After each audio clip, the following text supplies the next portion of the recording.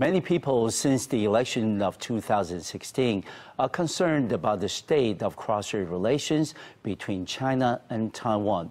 What is the current China policy under President Tsai Ing-wen and her administration? We're going to discuss and find out on today's program because we are delighted to have a very good friend of mine. He is Dr.颜建发, who's currently a professor of the Department of Business Administration at Jiann-Fa University of Science and Technology, to share with us his views on the matter. Welcome to our program, Dr. Yan. Yeah, hi. Yeah. Well, it's a pleasure. Thank you for your invitation. Well, it's a pleasure to have you on the program, as always. And Dr. Yan, would you mind telling us a little bit about your current assessment of the state of cross-strait relations under President Tsai Ing-wen? Please.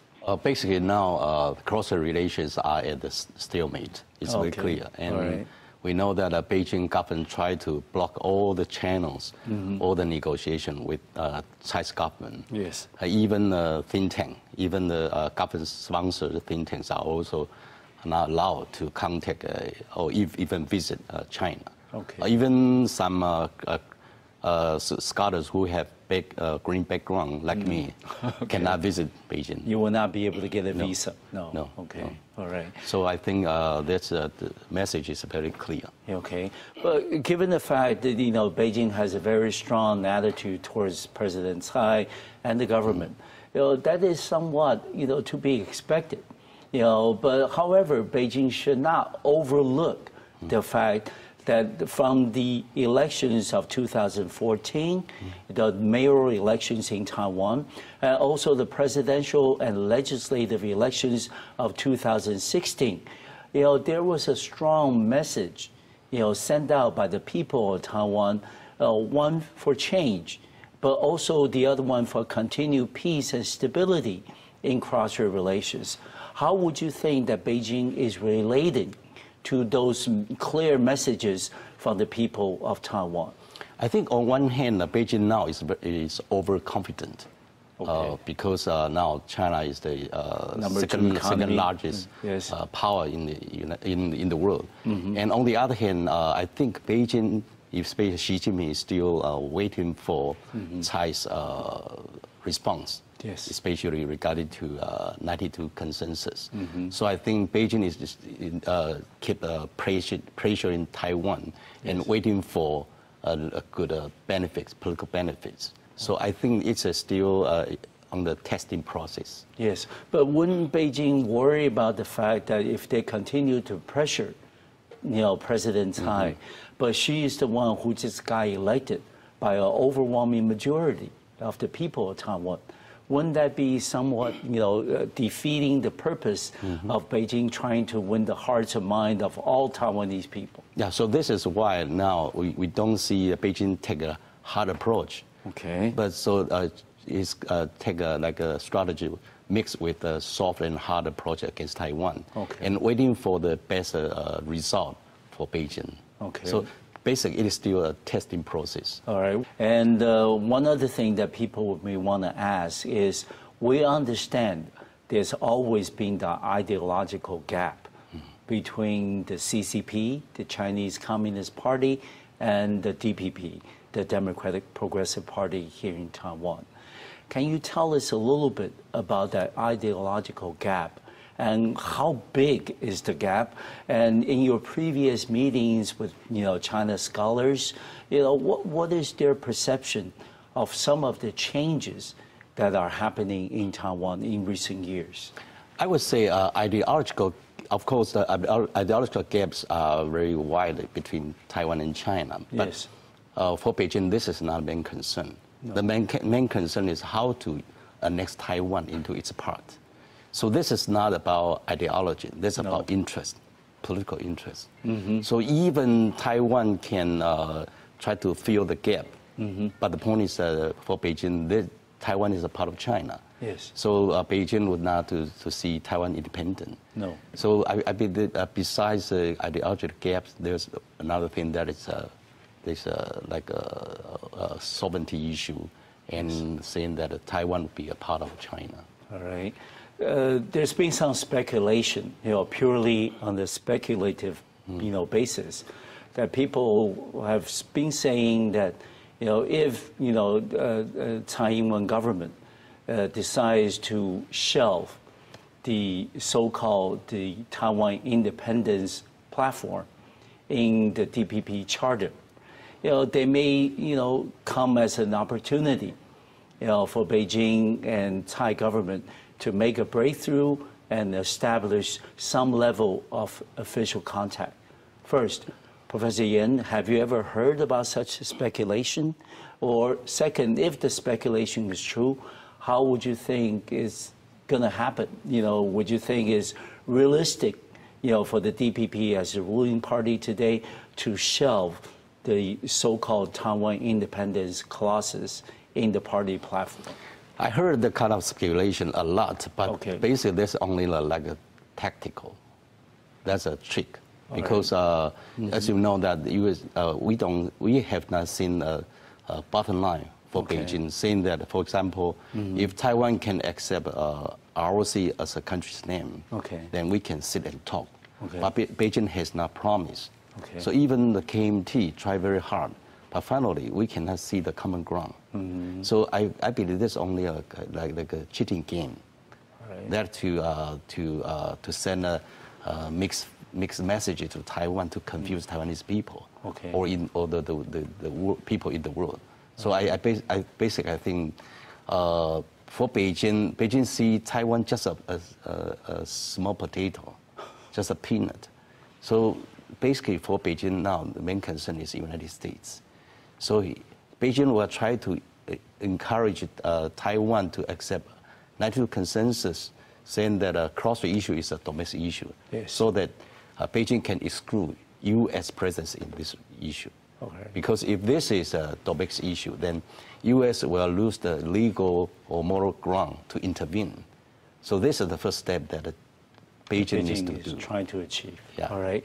But of course, we all know that Beijing would like to see President Tsai Ing-wen accept the so-called 1992 consensus. And we understand also that's not likely to happen in the foreseeable future, if ever, because President Tsai has demonstrated a lot of goodwill towards Beijing in her previous speeches, particularly the inauguration speech and also the Double 10 speech this year. But, in previous interviews with the foreign media, President Tsai has also said there are differences between China and Taiwan. We should sit down and talk about this right away. And Beijing, of course, has not responded. Beijing also at the same time has its plate full, because it's got domestic politics to worry about leading up to next year's 19th Party Congress. So given the fact that there seems to be, calculation on both sides, and, therefore you called it, a stalemate, what would you think will be considered a breakthrough by either side by taking some steps without giving the bottom line position away to break the ice? My feeling is that we don't need to think about breakthrough, because it's very difficult, because it takes two to tango. Of course. If Beijing does not take it serious, then we will lose the battle, because Beijing is trying to push Taiwan, and as you know that if 92 consensus is a good background for both sides, why KMT could not achieve the goal? So even KMT stick to one China principle so firmly, but the situation is still there. So basically, I don't think we have to spend too much energy on that issue. We just keep it status quo.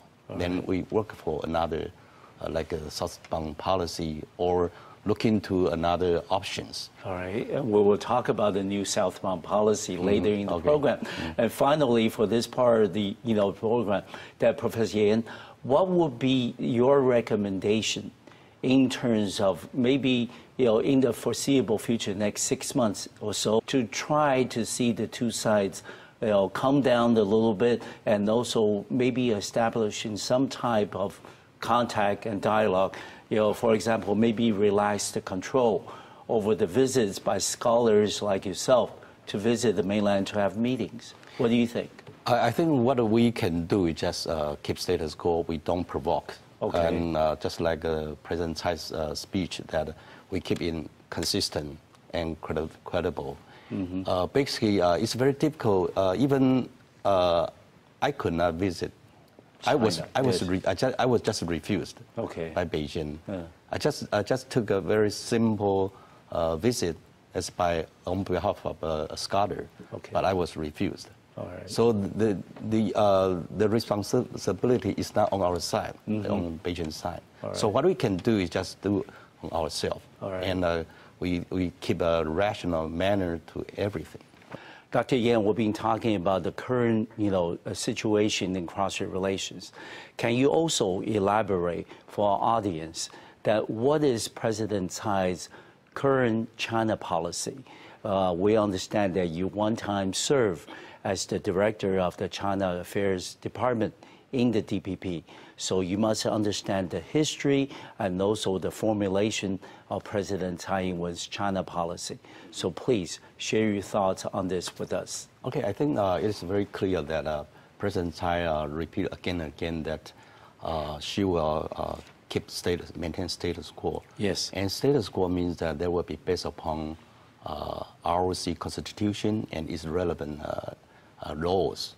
So it's clear, and they can be accepted by Taiwanese people, and that's because she's the president of the Republic of China. Yes. So this is the basic line, but she does not exclude any possibility to build a positive channels or negotiation with China. Yes. But now, the ball is at Beijing's hand. We are waiting for Beijing's response. But so far, Beijing is still trying to squeeze in Taiwan and to the limit, and to testify if Taiwan can go over the line. Yes. And of course, I think Tsai is very clear saying that we will not go back to the original track. Yes. To provoke China or to take any provocative actions. Yes. So in a sense, we know that we have to be a responsible stakeholder in this region. And I think U.S. appreciate our presence here. So I think basically we have to keep a balance between U.S. and China. And for those two giants, status quo, it will benefit their interests and also benefit our own self, because for Tsai now, her main concern is domestic issues, social and economic reforms. That's her main concerns. All right. But, Professor Yan, when we talk about cross-strait relations, even though that falls under the domain of the presidential powers, President Tsai cannot do everything by herself. Okay? So what is your view after you've had, I'm sure, a lot of conversations with people in and out of the executive yuan? What is your view about, people who are now in government, in policy-making positions? How do they look at cross-strait relations today, and how do they try to deal and manage cross-strait challenge? Of course, this is a very difficult job because Taiwan has been highly dependent on China, especially Chinese economy. So we have to do something. But the point is that if Beijing always close the door, and even try to knock the door, but Beijing does not respond and open the door. But I think we still have an advantage in this because for Beijing, unification is its own ultimate goal. So Beijing has to engage Taiwan. So even we don't do anything, but Beijing will do something. So this, what we can do is just keep the status quo smoothly in a peaceful manner, and we don't provoke. And for example, if more and more Chinese tourists were to come to Taiwan, we welcome them. But we hope that they will be still into a normal track. And if more and more students will come to Taiwan, we welcome them. But we cannot just looking at the quantity. Okay. But the important thing is quality. We need to offer them a safe environment, not just to look into making money. No. So basically, I think we have to behave rationally. That's what we can, only what we can do. But because I just mentioned that it takes two to tango, so we have to wait until Beijing open the door, then we can discuss or negotiate with them. Okay.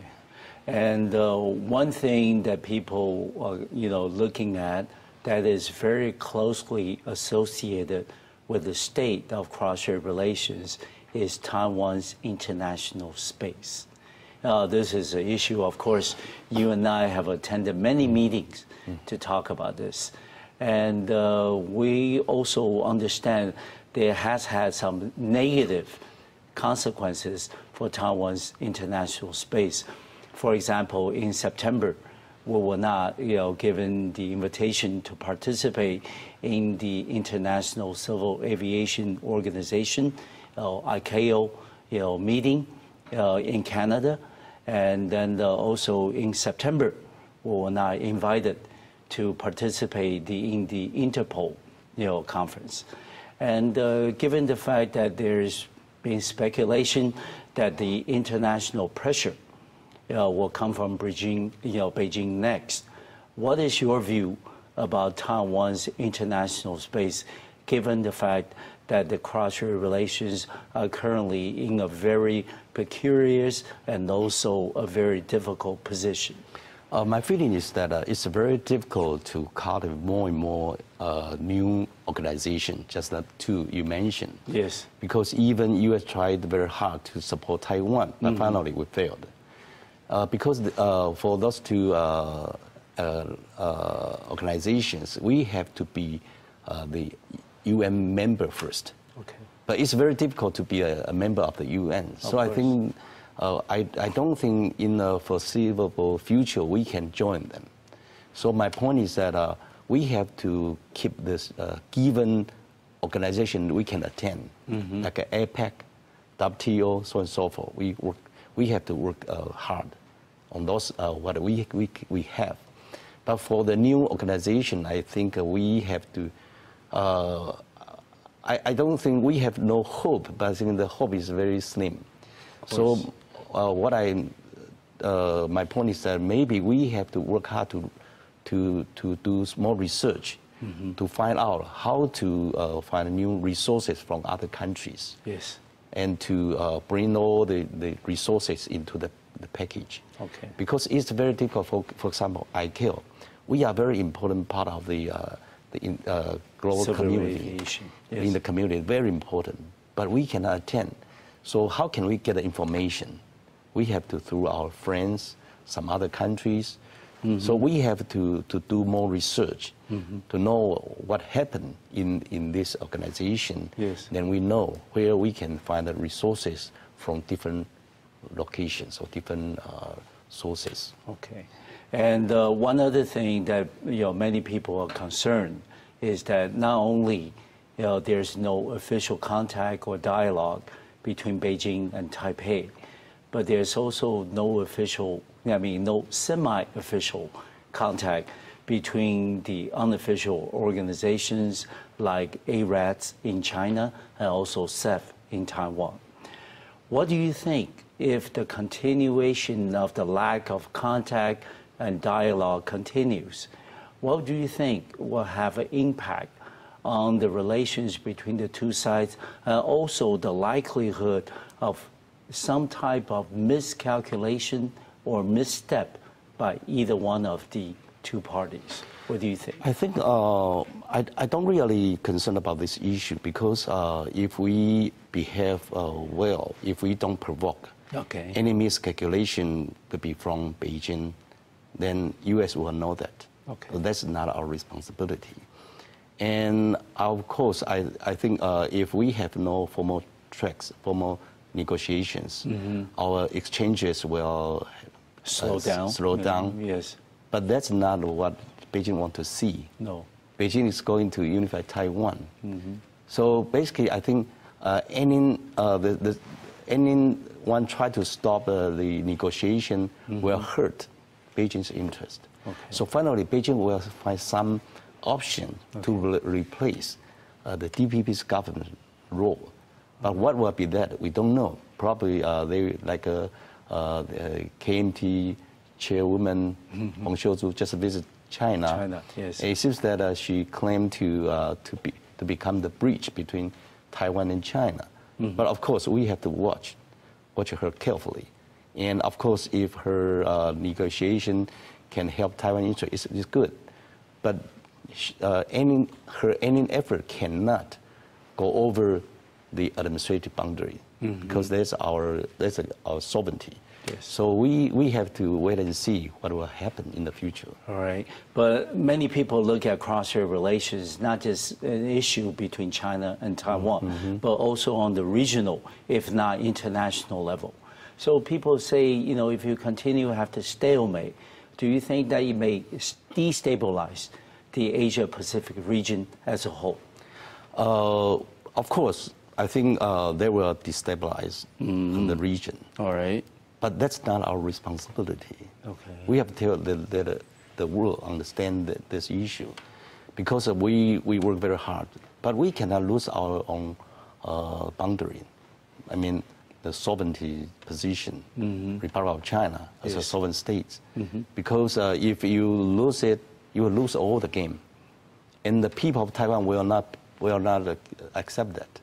So far, I think we have done a good job. And we have to let more and more international friends know that the responsibility is not on our side, that's on Beijing's side. All right. And if Beijing is going to be a responsible giant superpower, Beijing has to do something rationally, right? Okay, but do you think the feeling is reciprocal in Beijing?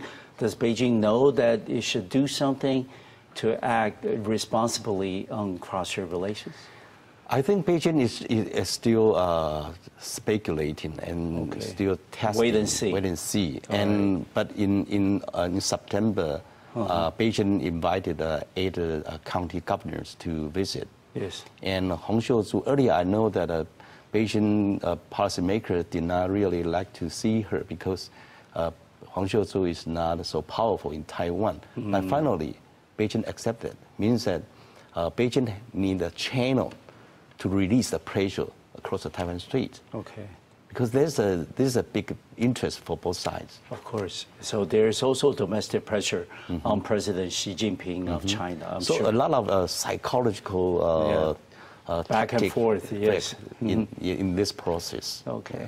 And Professor Yan, we've been talking about the state of cross-strait relations. You know, one of the things that people are concerned about is, you know, we like to use the term new normal. There's always going to be ongoing, constant frictions between the #1 economy of the world, which is the United States, and the #2, and that of China. So do you think this is a given fact that we have to accept, you know, so-called the new normal between the United States and China? What is your view? Yeah, you're right. These use a very good concept to describe the current situation. It is true that because China is a rising power, and the superpower will not accept that. No. And the other second superpowers cannot accept it. No. So that's why now Beijing is in a very difficult situation. Yes. From the top, Beijing will have the pressure from the United States. From the bottom, Beijing will have some pressure from some second-layer superpower like Japan, Russia, India, so on and so forth, even ASEAN countries. So Beijing now is in a very difficult situation in the diplomacy. Okay. And you and I used to go to many academic conferences, and some of which we have discussed the trilateral relations between U.S., China, and Taiwan. And we often came to the conclusion in the past that a stable and healthy U.S.-China relations will be helpful to cross-strait relations. Do you think that assertion is still true? Or can we use the ongoing and constant frictions between U.S. and China as an opportunity, maybe for Taiwan to gain some advantage in cross-strait relations with China? What do you think? You know, as a small country, you will face challenge and threats all the time. Yes. Even when China was a weak country, our pressure was there. Yes. And now China is rising up. Yes. And we are meeting more and more challenges. So it's very difficult for a small country. Mm-hmm. But I think because now U.S. was just back to Asia from 2009. Mm-hmm. So U.S. will focus more on this region. And as you know, Taiwan is a very important position on the first island chain. So U.S. cannot lose Taiwan, no. Neither Japan. So Taiwan will be in a very secure position. But of course, Taiwan cannot provoke. If Taiwan provoke, then they will create a lot of troubles. Mm-hmm. Then they will destabilize this region. So my point is that if we just turn into our domestic issue, make our living standard, our environmental protection, mm-hmm. human rights, democracy, so on and so forth, better, then we will become the treasure in the East Asia. That's what we can do. Okay. But for the diplomacy, I think we're a small country. We are not even a member of the UN, so what we can do? Mm-hmm. So I think we have to keep in our own position. We know what we can do, mm-hmm. what our strength and our weaknesses. Okay, all right. And another related matter in the diplomacy is regarding the South China Sea dispute. This is, of course, maybe not a primary concern for the people of Taiwan, but the arbitration court ruling on July 12th of this year has really, provided at times maybe an opportunity, for China and Taiwan, to break the ice, to try to work together on this issue. Do you think such a, thinking is validated in the current environment in Taiwan, also in the cross-strait context? Of course, to me, because I don't speak for the government, so I'm free to say anything. As a scholar. As a guy. Basically, I think South China Sea for us is only secondary interest. So Taiping Dao, I think for me is secondary, even nothing. But because we have presence there, so we are safe. I know most of the claimants try to get more, but it's very difficult because there are structural balance there. Yes. So we have the presence there. Mm-hmm. But even we have presence there, mm-hmm. but we have never been invited to the conference dialogue. Okay. Yes. So we have nothing to lose. We're not even a party to the arbitration. We have nothing to lose, and we have nothing to gain. Yes. So just keep it. Mm-hmm. And so my point is that because if we are going to use this issue to get some political benefit from China, maybe we'll lose the political benefit from the United States. So mm-hmm. we have to keep in a neutral position. We don't speak. Okay. Recognize me. Okay. Invite me to the conference, then mm-hmm. I speak. All right. So we have a lot of excuse not to speak mm-hmm. for the issue. All right. Certainly after the July 12th ruling, there's been a lot of changes. Mm-hmm. For example, the original, claimant, mm-hmm. The Philippines, mm-hmm. Has now improved mm-hmm. its relations, with China, mm-hmm. Maybe just in the economic areas, mm-hmm. but they not talking about the, South China Sea dispute mm-hmm. as in the previous administration in mm-hmm. the Philippines. Mm-hmm. Do you think this changing, scenario, mm-hmm. changing circumstances can help Taiwan maybe also get out of the, the whole controversy on the South China Sea and focus not just on cross-strait relations only, but also on the regional peace and stability? What is your view? I'm very pessimistic because I think Taiwan is handicapped. We are not a normal country. Okay. So, for example, Philippines can play the game. Yes. But we cannot because we have not recognized by Beijing. For Beijing, Philippines is an independent state. And we are not. If we are going to deal with China, China will say, okay, fine, but recognize one China principle and recognize that you are being a part of China. Yes. But if we are going to accept that we don't need anything, we can be a second Hong Kong. Yes. But looking at Hong Kong situation, people are trying to live there. Yes. To go away from there. So Hong Kong is a good model for us to learn how to deal with this issue, cross the issue. So basically, I don't expect too much on Beijing. Because even if you look at Hong Kong, so many people see them as a Chinese. But what happened? Right. That's a good lesson for us. Okay.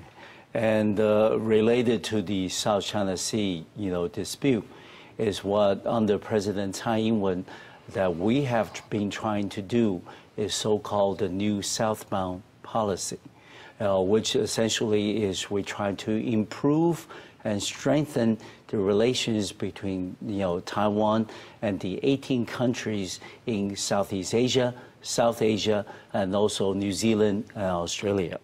So let me ask you this. People often say that, Southbound policy is not the first time. It's not a new, original idea. Why do you think that this time under President Tsai Ing-wen, it will likely succeed? Why is it that it will succeed this time and not the previous occasions? Okay, that's because of China factor. All right. Because ever since the 1990s to 2010, you will see that China has been a rising economy. Yes. So during that time, you will see China was the center of Asia economy. So it's very difficult to encourage investment away from China.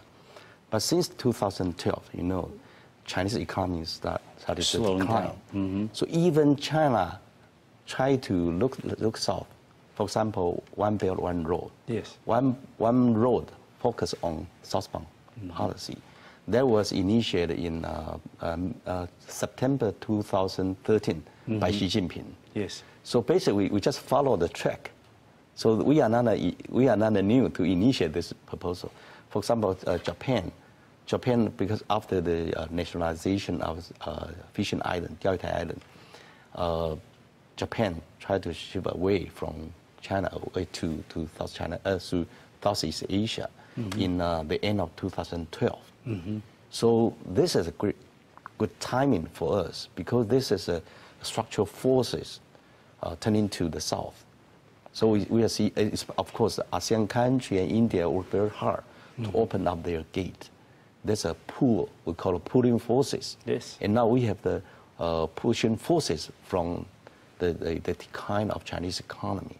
So this is a good structural opportunity for Taiwan. But earlier, it was not, because the structural forces just turned into China.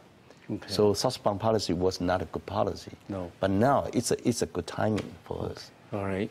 But some people say that, when you do something like trying to diversify your external trade markets, you don't try to generate a lot of publicity. All right. And then, so, a lot of things, especially given the fact that we have to be very sensitive and careful about diplomatic issues. So I agree. I agree with your point. Yes. But this is a dilemma for government. Okay. Because government, especially for the new government, during the election campaign, any party has had to propose a new concept so that they can win the votes. Yes. But this is a high profile, and they will hurt all the benefits. Yes. We should be in low profile. Yes. So this is a dilemma. Okay. Dilemma. How to strike a balance. Yeah, between the balance is most important. But I think even because I think China threats are always there.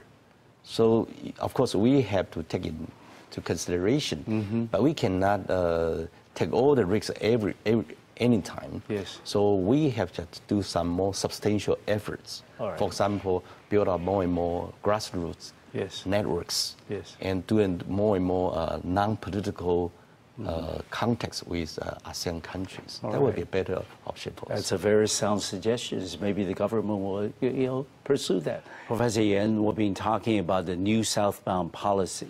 We understand there are some, tactical concerns as well. So, based on your observation, what would be the recommended strategy for the Tsai administration to try to implement the new southbound policy and make sure it has a reasonable chance at succeeding? Yeah. My point is that because this is a long-term project. Yes. This project is not only for Tsai administration. Yes. Because for Taiwan's survival, the Southbound is a very important part of our national policy and national strategy. So I think first we have to do more field studies. Okay. Research is the most important thing because you have to understand the reality, so you can act, you can invest. Because most of the Taiwanese people do not like to do research. No. They see research as a campus issue, Yes. but that's not.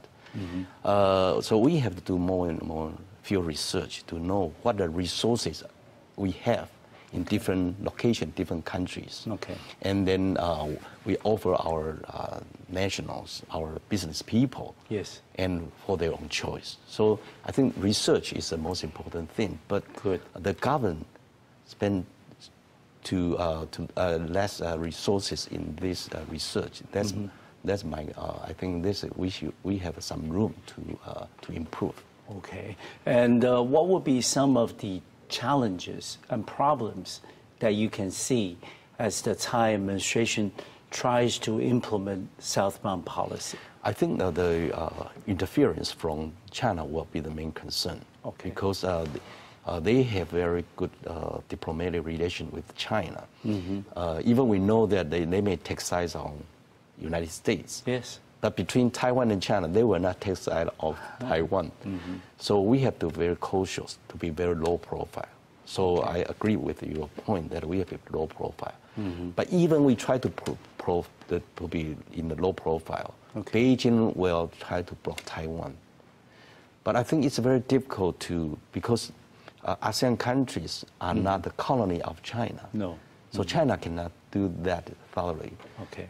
But we have to keep in a long political attitude. Okay. To cultivate more and more channels like religious, human rights, environmental, education, cultural exchange, so on and so forth. Okay. And that will offer us more and more ways to go.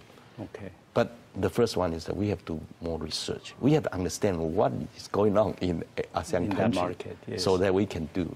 Okay. And how about trying to reach some type of domestic consensus on this very important new southbound policy? Because, you know, with any type of policy, there's always going to be people criticizing it. But, you know, I think a lot of people still don't understand the new southbound policy well. Do you think the government can do more in terms of promoting the policy domestically? I think for Taiwan now, it's a fact that we have more and more people coming from ASEAN countries. Yes. So that's not only for our external relations, but also for our domestic need. Okay. Secondly, I think some people will argue that there's a kind of commentation against China. No, I don't think so, because as I just said, China also tried to go south. Yes. So that's a good reason that, and also maybe we can have some cooperation in that regard.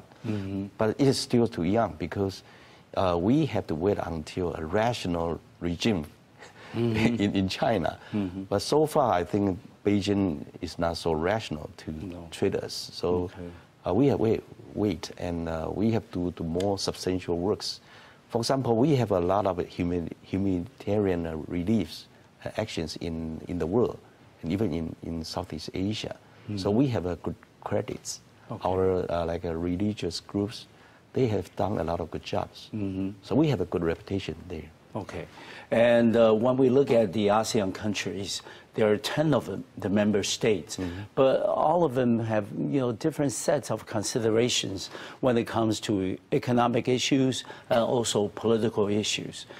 You and I discussed just now about the changing attitude of the Philippines under President Duterte. And then, of course, with the changes that are happening in ASEAN countries, that will also complicate, you know, maybe our efforts in terms of trying to go south. I agree with you. The research is very important. But in addition to research, how do we then generate enough interest, not just among the public, but particularly among the scientific and also the business communities in Taiwan to look seriously into the Southeast Asia market? What would be your recommendation? I think going back to the issue that I think research, because we understand, for example, Muslim. Muslim is very remote to most of Taiwanese people. Yes. But Muslim has a lot of taboo. Yes. So we have to understand Muslim first. Yes. And also, firstly, I think we know that diplomacy is the extension of domestic affairs. We have a lot of people coming from ASEAN countries. If we cannot treat them well, how can those people in ASEAN countries trust us? So that's a very good bridge for us, good carriers for us. They may carry the message back to ASEAN countries. So this is overall holistic views on this Southbound policy. So not just for the diplomacy, but we have to do more in the domestic really from the detail stuff. Yes. And also many people believe that Vietnam in Southeast Asia will be a very good starting point for the new Southbound policy, because the government is certainly very high on economic development, and certainly the people there are fairly well educated. Many of them speak more than just one language. So do you think that Vietnam is a place maybe can be considered as a priority country in the new Southbound policy? I think for me, I would like to take a more holistic approach. I don't take some individual states. Because Taiwan is very diverse. Even our state-owned small to medium-sized enterprises, they are very diverse. Yes. And our NGOs are also very diverse. Very active. So I don't think we have to work for some special interests, which are for holistic views. And if we do more research and connect more and more channels for them, they will have some outcome in the coming future. But we don't. So I don't take some states as our priority. For example, if you proclaim that Beijing's pressure will come, and so I don't think that's not a good approach. Yes. And finally, Professor Jiann, let me ask you: in order for the new Southbound policy to succeed, it takes everybody. Government, business community, NGOs, new immigrants from Southeast Asia, and also even overseas, students that are of original Taiwanese descent.